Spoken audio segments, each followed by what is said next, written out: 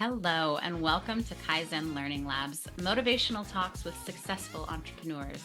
I'm your host, Abigail Elizabeth, serial entrepreneur, and your guide to a life that is successful and sustainable.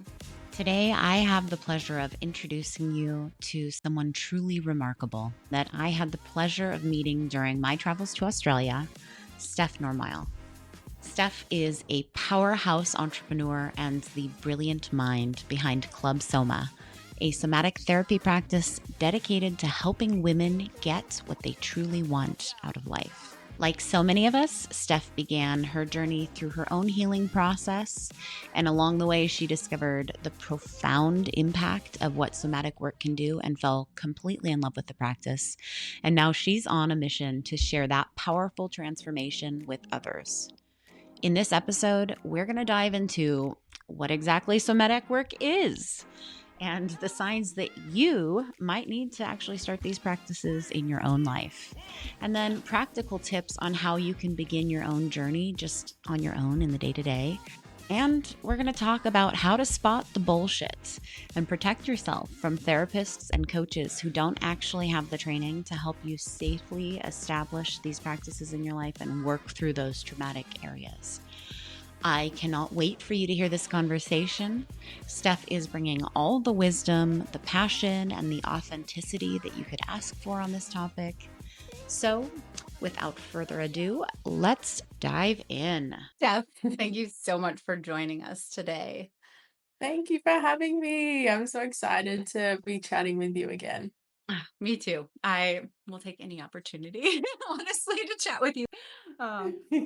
Well, I thought that it would be so valuable to bring you on here because I am very new to this world, and I thought you would be a great introduction to a lot of my listeners to the somatic experience and what the benefits are to us in our lives and in our businesses of being more in tune with our bodies. So I thought maybe we could start out with you just kind of explaining what somatic work is for layman's here. Yes, of course. So somatic therapy is essentially using breath, movement, sound as a way to work with your triggers and trauma and emotions that are stored in your body.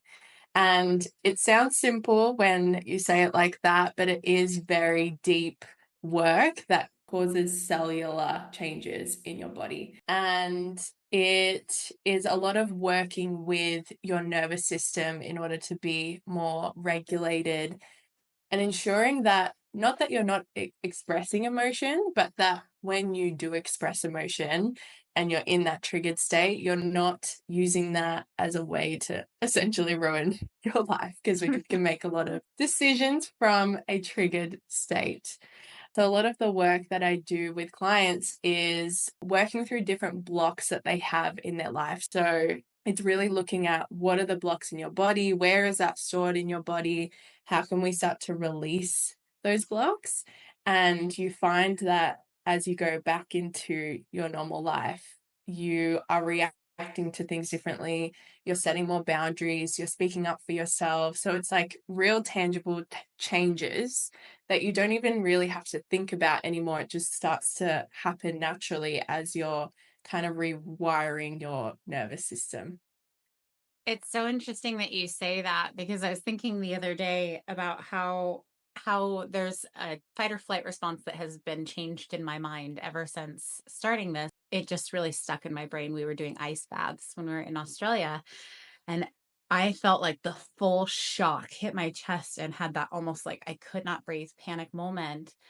And we're in there, and I just keep hearing, breathe, you've got this, breathe. And it's so interesting because now when I have these big moments that typically trigger that fight or flight response, I come back to that ice bath moment of breathe, you've got this. And like it's quite literally like rewritten the way that my brain remembers. It's instead scary and overwhelming. It's now I've got this. I can do hard things. And like my body physically and mentally is reacting differently. It's crazy how powerful those types of I simple, know, it's simple but I not know. easy type of thing. but doing that work and working through those triggers and hard things resets the way that I'm able to address that. And instead I feel like, oh, okay, maybe this isn't the worst thing. Yeah. Another growth opportunity. And when you reach those new kind of levels to it, like as you go deeper and deeper into it, you're kind of just met with the same things, the same like triggers where you always think like, oh, I thought I got through this. Like I thought worked through this myself. But then as you get deeper into it and met with a bigger opportunity or, something else you're faced with, you're just meeting a new layer of it. And that's not to say like this is never ending and you'll you'll never get out of it. But it's really about being able to live your life more authentically and be able to express more authentically and be more confident in who you are and not feel like you have to shrink yourself or be silenced or, all the common like conditioning that we have as women. Mm-hmm. I think that we a lot of times end up living our lives from the lens of everybody else. Like we're making all of our decisions based on what we want to show because we don't want to offend, we don't want to upset, we don't want to this, we don't want to that. And when you're trying to fit yourself into that lens constantly, then all of the stuff that's left out here feels wrong and Mm. embarrassing and shadowy. And I can't show that because what will they say? What will they think? And that creates such a blockade to reality for all of us that it makes it really hard to exist, honestly.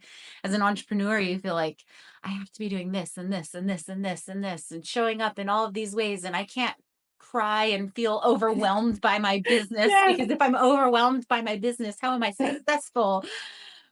When in fact, like, business is overwhelming. And if you are successful, there's going to be times where you feel like, what the frick am I doing this for? I should just go get a nine to Mhm. five and let someone else make I all know. the choices for me. What have I done? Right. I know. Being an entrepreneur, you will meet yourself in so many different ways. Yes. Ways you might never want to. And the only way to grow is facing those, baby. So I love it. 100%. Well, as an entrepreneur who is very new into this world, something that I have been faced with, and I'm sure many others get faced with, is when you don't know what good somatic practice is or what somatic practice even is, but you want to start working with your body and you want to start learning and growing and developing these things. Where do you start? How do you find somebody that you can actually trust? Because we're working with breath work, we're working with movement, we're entrusting our nervous system to somebody else who's a professional. How do we know they are a professional? How do we stay safe? How do we find these answers? Mm. And it's such an important question because it's really blown up in wellness. Like a lot of people have taken on, these somatic practices and becoming certified or, maybe not certified and they're adopting them. But it can be really dangerous if you are not with someone who you fully trust to be able to take you through that work. And I talk a lot about having integrity in your work and knowing that you have taken yourself to the depths that you want to take your clients through. And that's really important. And if you are working with someone that hasn't taken themselves there, it can be potentially dangerous and sometimes re-traumatize people if it's not done in the right way. This work is incredibly potent and it's not as easy as like, here's a breath pattern and just go ahead. It's this, we're working with your body, we're working with your childhood experiences and experiences throughout your life. So if that's not taken with absolute care, um, and if you as a client don't feel trust and sovereignty in making decisions for your body, then it can potentially leave you worse off than before. So you said what to look out for. Honestly, your body knows. Your body knows when someone's out of integrity, but we are so often told not to listen to it. We're so often, pushing past our own boundaries and not listening to what our body needs. And we think that it's, oh, I'm just, we talk about the comfort zone and the growth zone. We think, oh, it's just me in my growth zone. I'm just resistant, when really, like, we're pushing past what our body can actually do and what we can actually process right now. But we're, in this industry that people will just say, like, no, you're just feeling resistant. You're just feeling resistant. Like, resistance feels like this, a little bit of openness. Like, it's resistant, but I'm feeling pulled towards it, rather than resistant and I'm feeling really shut down from it. So it's these little things that to look for, but it's so rife on social media. Like, there's a lot of people who are preaching these different practices in this work and they're not trained in it at all. And it's very performative and they're not actually, embodied in what they're talking about. Which, as you said, is super dangerous. The thing that comes to my mind when you talk about that, like how your body knows, that I can relate to, is in times when I've been dating guys and I'll Mm. have a immediate something within me that's like, and then like we'll go out, but then I convince myself, oh, you're just being avoidant. Oh, you're just you're being too Mm. picky. Oh, you're just whatever the story is. And so I essentially gaslight myself into like It's pushing common. through Yeah. my discomfort. And this is, something I've really become very aware of as I've started to actually listen to my body of like, okay, what am I feeling here? So that is a really good tip. The When you're watching someone's content and they're sharing their stories, do you smell BS? Like, Yeah. your Literally. intuition is powerful. It And you is can know. powerful. And that's a good little way to start kind of training your intuition and starting to trust it. Because again, we have a lot of conditioning around trusting that gut feeling and just going and doing it anyway and going balls to the wall with everything. But this stuff needs to be taken really slowly. And it's not all just about, these big releases and big transformations. It really is in like the day-to-day shifts that are happening. Absolutely. Because, we can all live in that experience of like everything is great and everything is wonderful, but that is not sustainable in the actual Yeah, day to day life. In the actual day to day life, we need to actually build capacity to handle all of the BS that is going to be thrown exactly. at us, because that's not going away. We don't get to live in that happy space all the time. It's unfortunately not that.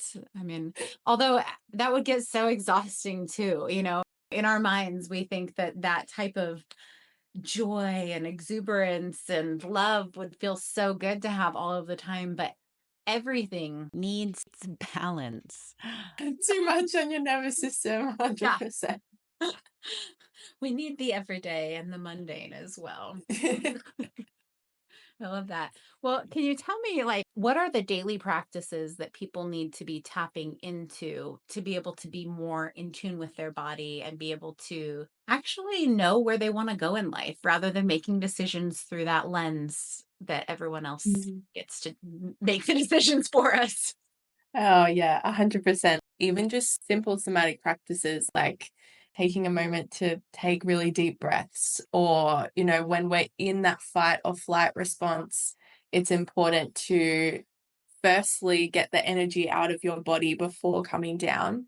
So often we think, I'm triggered, I need to do some deep breaths, but really it's like, let's move the energy, like shake your body out and just slowly move into, the deep breathing. You have to exert the energy first. It's like finishing the stress response. So that's a really easy thing to do when you're feeling really triggered and when you feel those thoughts rushing in. Especially like I was an avoidant and I have my tendencies when I'm triggered of like, I need to get out, I need to run, I need to like pack my bags and like move countries when I'm Done here. triggered. Let's burn it. Grab my go bag. Literally.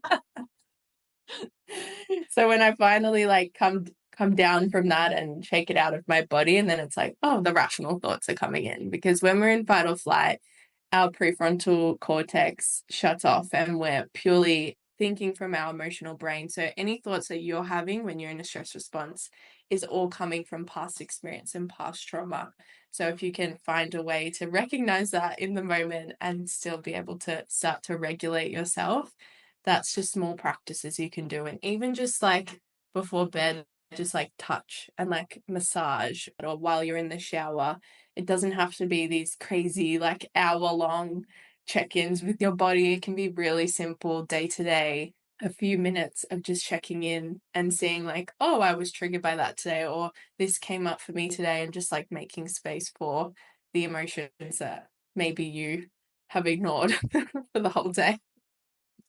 And that's what it really comes down to, right? Is like we so easily check in with everybody else, our kids, our partner, our Mm, mom, our friends. We want to hear how their day was. We want to hear what's going on for them. And if they have a problem, we want to fix it. But like how often are we checking in with ourselves? And I think that that's why we get into these moments like we're not in the I love how it's called a practice, right? A somatic practice, because we have to practice it over and over mm, and over and over again. And I find myself so many times where I'm noticing that I'm outside of my window of tolerance. I'm noticing these urges to give my body the dopamine hits, whether that's yes. scrolling or, you Yeah. know, binging whatever, or, going and getting whatever little dopamine hit I can get. But in those times, I know I'll have the thought, you should go do a little embodiment practice. You should go check in with yourself. You should, and so many times I'm like, I don't want to. But the instant that I do, it's like, oh, okay, this is what's happening. And like just sometimes like getting on my rebounder and jumping it out for 15 minutes while blaring some music and like shaking my The head, best. like letting my body process it all. And then I'm like, oh, okay, now my body's ready to work. Whatever was going on is, I don't even know, but it's somehow better. And it's like training yourself to be with yourself, because we are programmed in our lives to be so focused on everybody else. Don't act that Mm, way. People will not like that. Don't do this. Don't do that. Like at such a young age, so many of our normal, natural, big life tendencies are shut down, even in like the practice of play and embodiment and feeling our emotions with our body. Like, you throw a tantrum and pound your fists on the ground, and that's no, it's bad. Don't do that. Like, don't express, don't emote. Emotions are to be talked about, but not to be actually emoted. It's been really fun. exactly. And Like, I think, yeah, as you were saying, like it's really about starting to build your emotional capacity, because we talk about, oh, I want to be more self-expressed and I want to, live more authentically. And that means having access to every single one of your emotions, not just joy and pleasure and all these things. Because a lot of women may not be able to hold their own joy because they haven't felt grief and anger and all those things that we put aside. We're like not allowed to feel that stuff. So we even have like a cap on our joy because we don't allow ourselves to feel like the heavier emotions in that. that's actually exactly why I wanted to start doing the work. Was I realized like I was just existing. I'd be so excited Yeah. about these moments, and then they'd come, and then it would be like on to the next one. I couldn't even feel joy. And like you can't feel joy if you're shutting down all of the other emotions, because you can't shut down some and like filter all of it for Yeah. so long, because you're trying to plug all of the holes. So eventually you just have to Yeah. build a wall there so you don't feel any emotion. And then it just feels like, what is life's purpose? I'm just working and existing, and like everything feels too Yeah. big, and Yeah. it's so Everything feels funny. like grayscale. And I also found I felt like a little kid, like out of control, because I wasn't nurturing like my inner self. Like everyone talks about their inner child, but it really is that. That's when we learned all of these behaviors, was as Yeah. children. So to be able to change those behaviors, we're having to actually reparent our psyche and like say, hey, it's okay.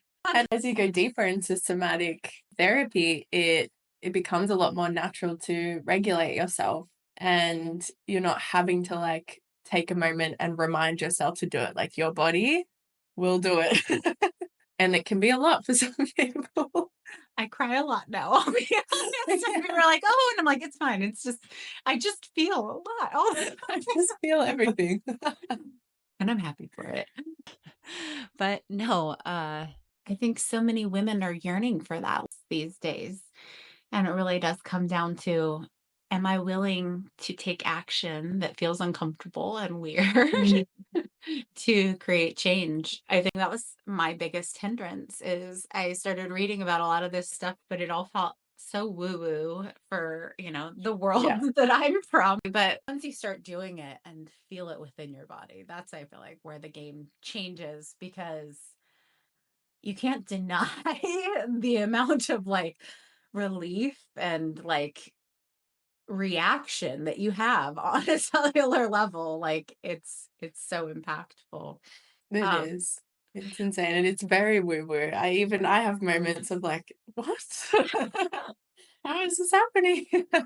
Especially as a practitioner, you become very in tune with your clients' bodies and their nervous systems. And I'll often be in a session and I'm like, I'm feeling exactly what you're feeling right now. And that's what makes it powerful. It's like I can point that out in them and have them feel empowered to start to recognize that in their bodies. So it's woo woo, like it just is what it is. it's so neat how we start this work so that we're able to start healing ourselves. It gives us this power of being able to read our body and be able to then read other people's body language. Like I know Mm. that's a super big skill of yours. I remember conversations where you're like, "What interesting. I watched what your body did there." Like you're reading me too well. But that's really, really amazing. And that's another good thing to know is somebody working within integrity. Do they have these types of tools as a second nature for them? Are they actually able to know where you're at? Or is it them kind of throwing stuff out and like pieces Yeah. of it maybe apply to you, but Yeah, exactly. They're just trying to like regurgitate information that they've learnt from someone else rather than like, I've felt this and I'm recognizing it in you. Yeah, I feel like that's deep integrity. definitely. I love that. Well, I would love to hear a little bit more about what you're doing with Club Soma and what you have on the horizon, things that you're excited about coming up. Yeah, so I actually just did a massive strategy session for the year of what I want to bring to life. And what I've really been feeling into is in-person experiences. So I'm going to be running what's called Soma and SIP, which I was running online last year. So these are group workshops for women in introductions into somatic therapy.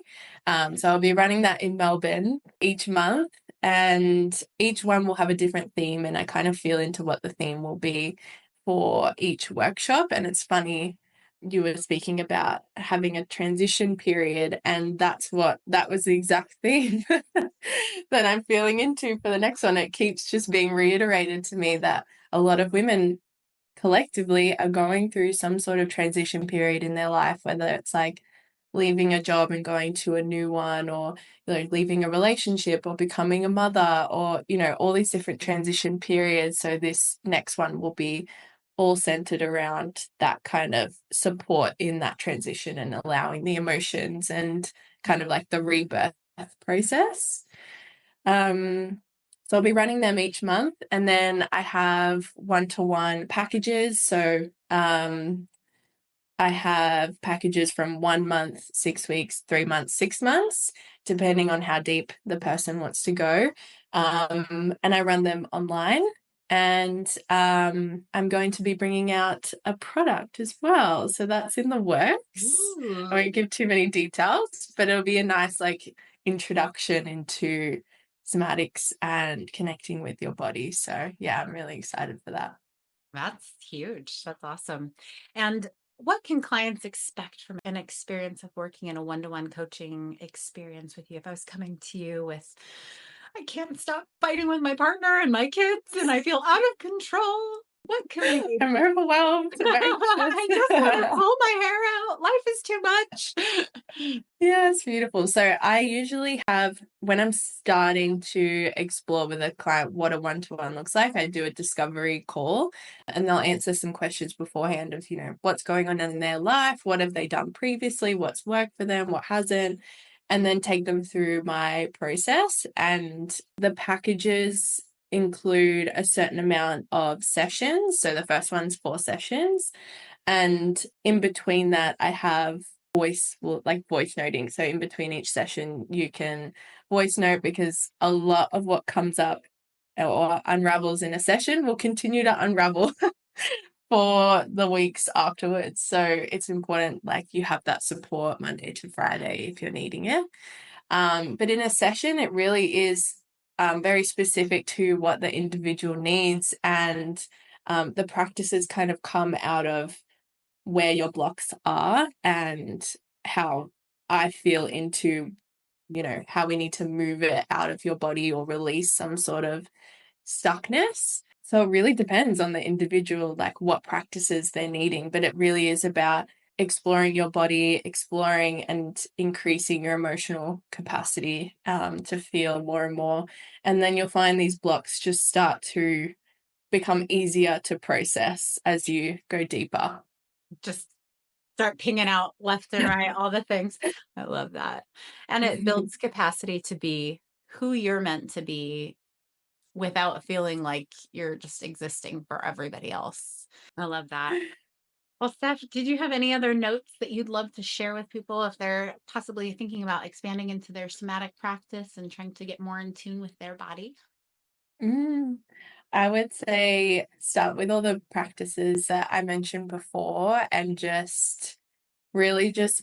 love self-massage as a good starter. And as you're doing it, deep breathing and closing your eyes and really just noticing the sensations firstly in your body, what feels good, what doesn't feel good. And as you continue the breathing of what, stories are coming up about this, what, again, with the curiosity of what emotions are coming up in this and what have I been ignoring? So starting to do just a small practice like that really helps. And connecting with, that's a good way to connect with your sensuality is, actually touching your body.